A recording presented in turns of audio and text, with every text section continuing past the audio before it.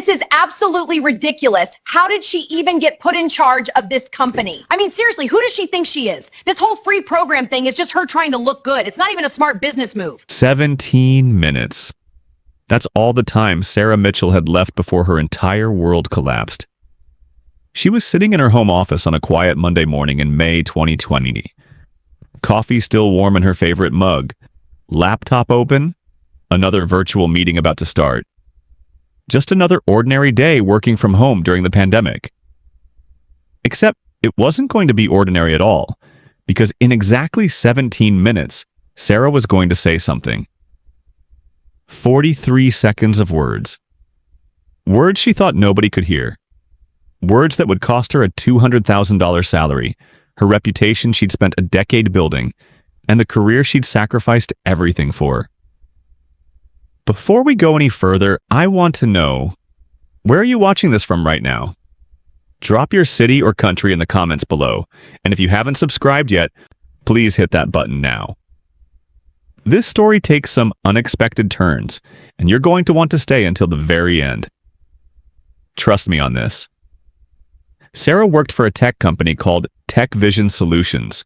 It was based in Austin, Texas, about 340 employees.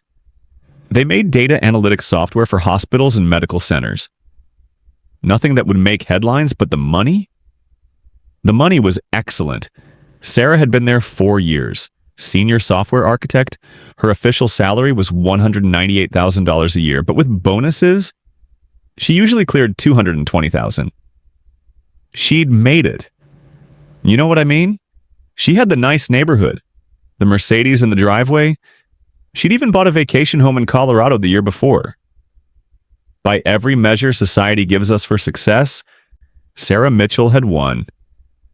But here's the thing about success. Sometimes it makes you feel untouchable. Sometimes it makes you forget that everything you've built can crumble in seconds. 8 months earlier, something had changed at TechVision. The board of directors promoted a new CEO.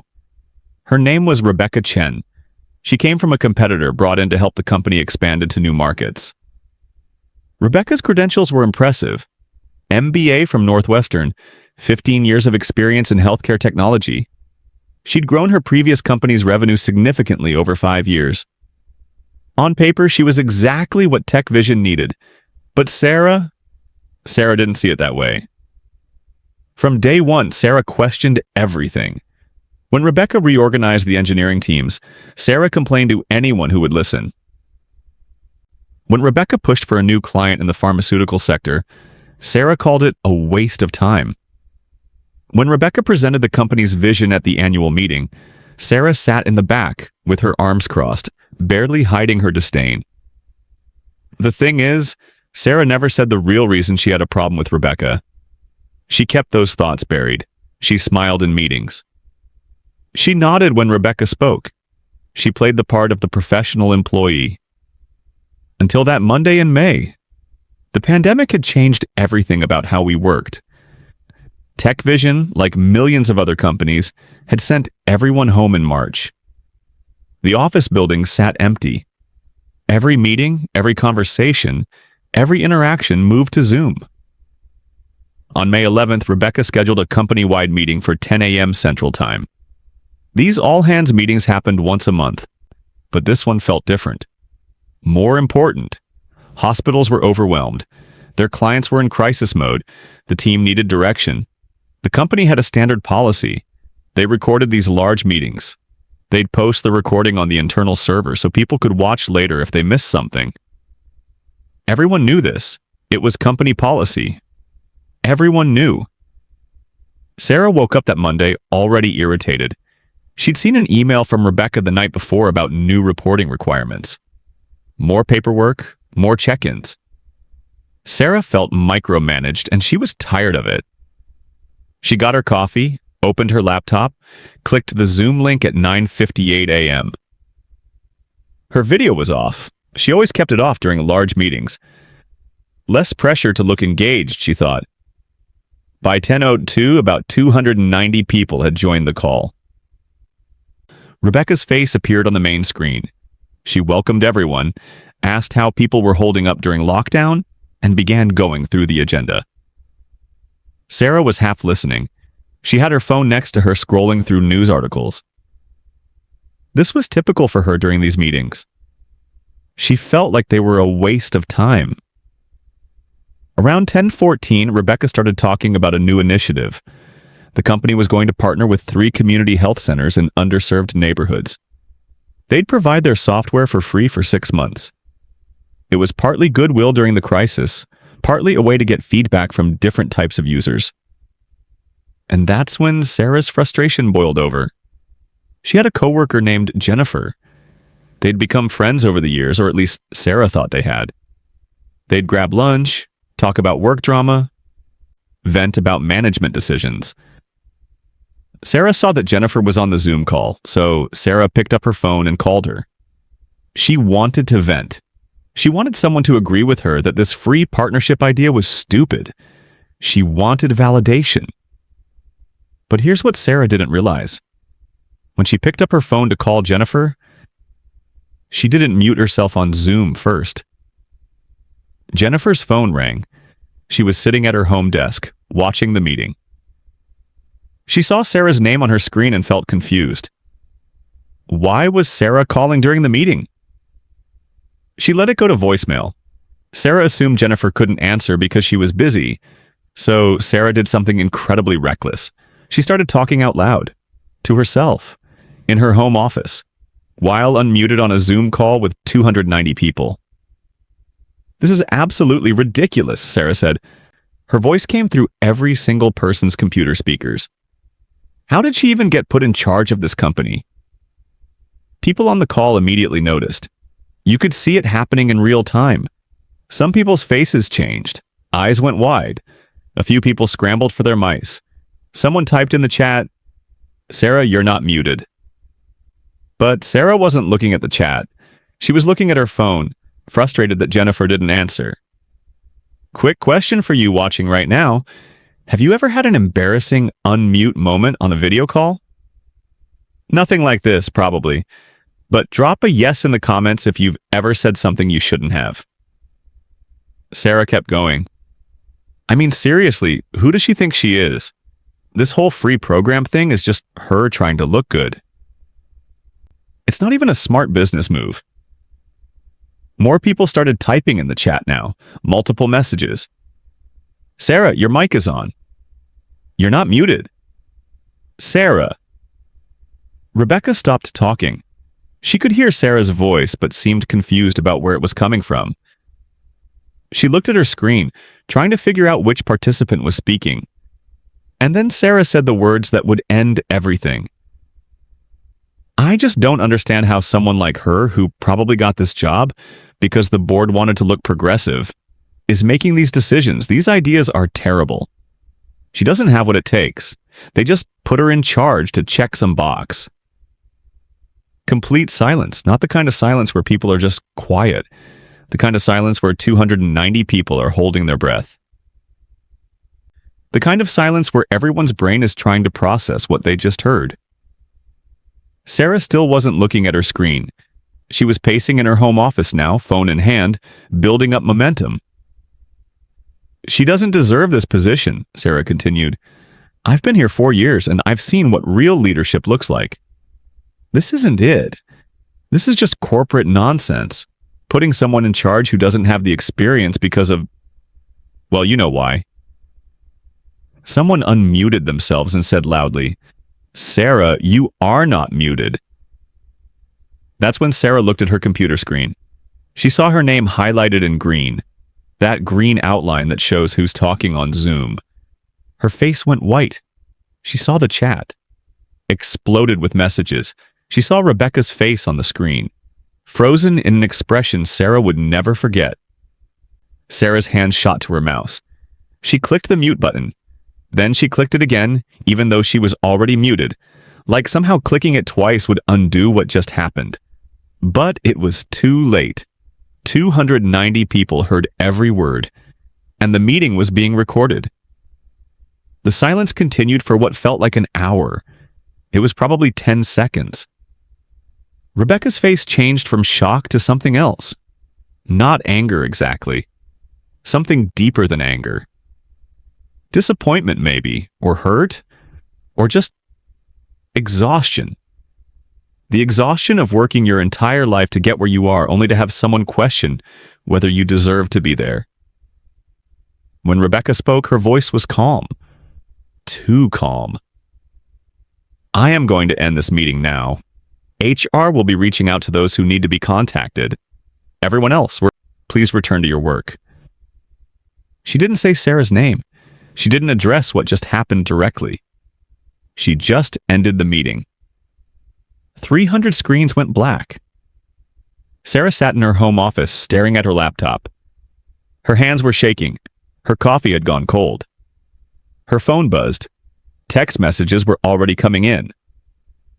Her work phone rang. It was Robert Martinez, the head of human resources. "Sarah, we need you to join a meeting immediately." His voice had zero warmth in it. "Robert, I can explain." "Join the meeting I'm about to send you. Now." The Zoom link came through. Sarah clicked it. Robert was there, along with the company's legal counsel, a man named David, and the chief operating officer, a woman named Patricia. Sarah's stomach dropped. She knew what this was. She knew what was coming. But part of her brain still scrambled for a way out. Some explanation that would make this okay. There was no explanation that would make this okay. Robert's face was stone. David had a legal pad in front of him, pen ready. Patricia looked uncomfortable, like she wanted to be anywhere else. "Sarah," Robert started, "we need to address what just happened in the company meeting. Did you make the statements that everyone heard?" Sarah's throat felt tight. "Yes, but I thought I was muted. I didn't mean for anyone to hear that. I was just frustrated." David cut her off. "We're not here to debate whether you intended people to hear it. We're here to address what you said. You made inappropriate remarks about our CEO. You questioned her qualifications and suggested she was hired for reasons other than her extensive experience and credentials." "I didn't mean it like that," Sarah said.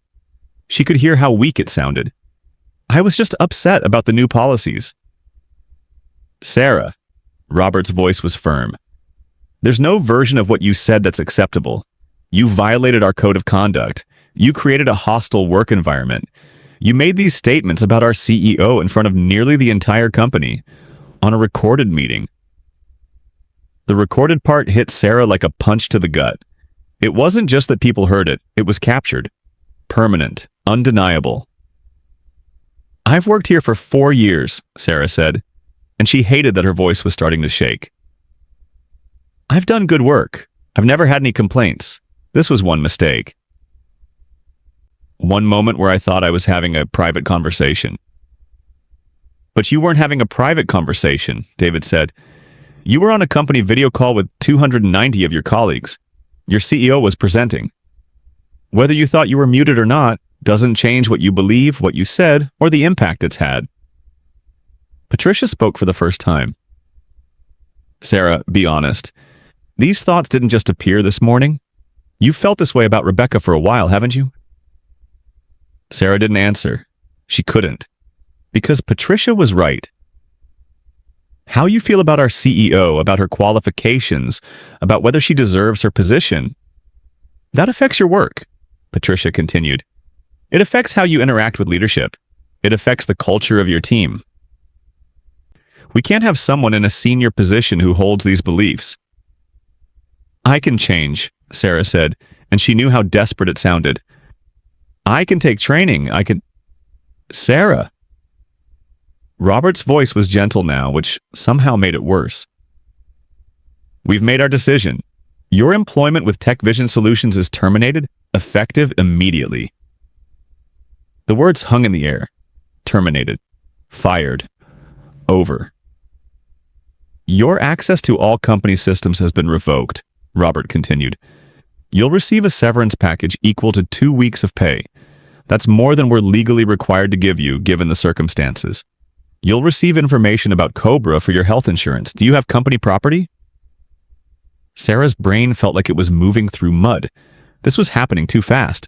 This couldn't be real. I have my laptop, my phone, some equipment.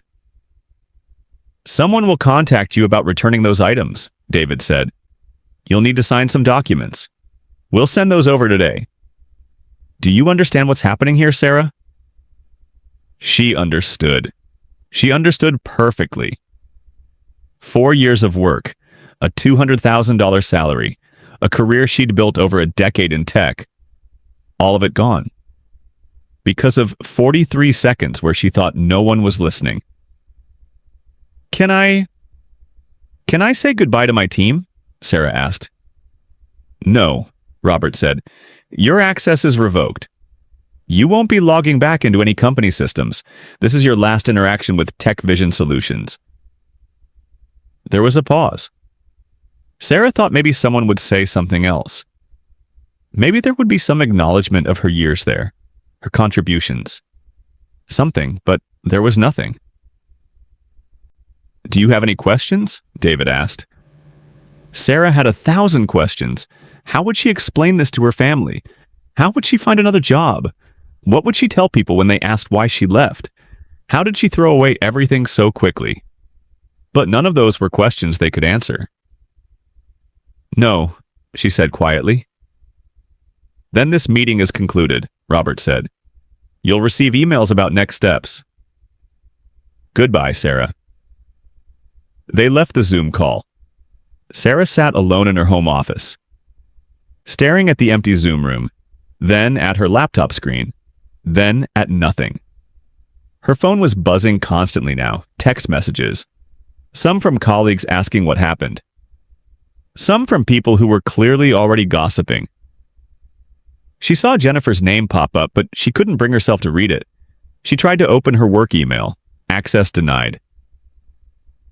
She tried to log into the company Slack. Access denied.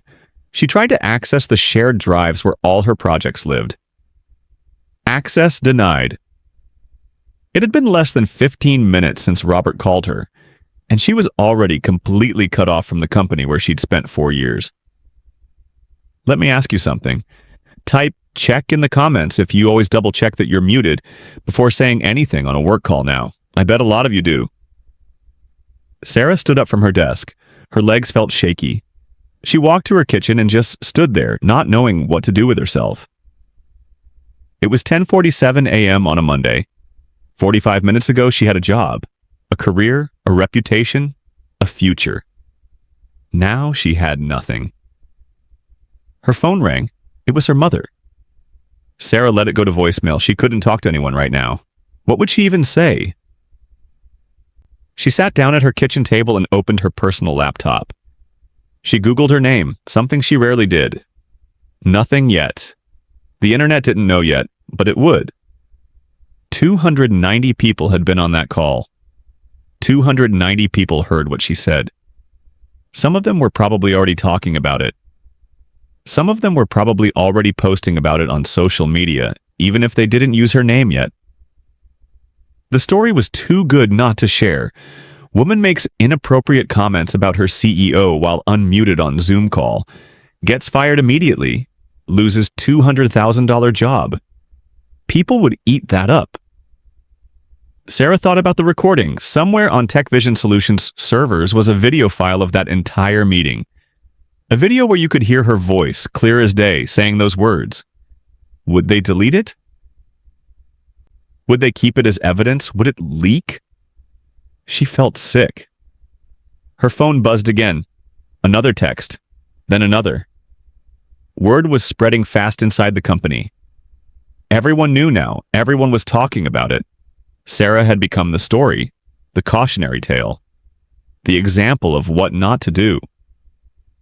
She thought about Rebecca's face on that Zoom screen, the moment when she heard what Sarah said, the moment when someone she worked with, someone in a senior position at her company, revealed that they thought she was unqualified, that she only got her job for political reasons, that her ideas were terrible. How many times had Rebecca experienced something like this in her career?